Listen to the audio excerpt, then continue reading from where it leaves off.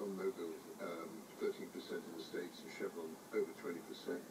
McDonald's 18%. Just look at Apple, 10% in one day, $90 billion.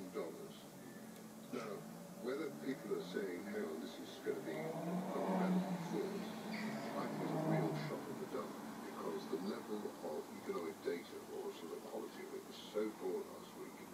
Even jobless claims in the United States, 3.3 million, unprecedented. There's going to be 1 million unemployed in New York, which has been absolutely devastating.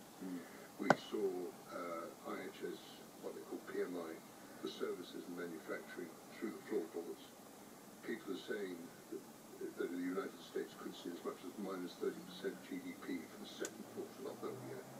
20% in Germany, and the UK maybe as much as minus 6%.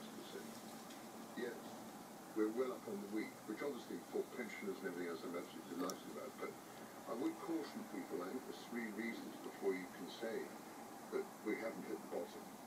One is, when is this virus going to end? And that is all that, in my opinion,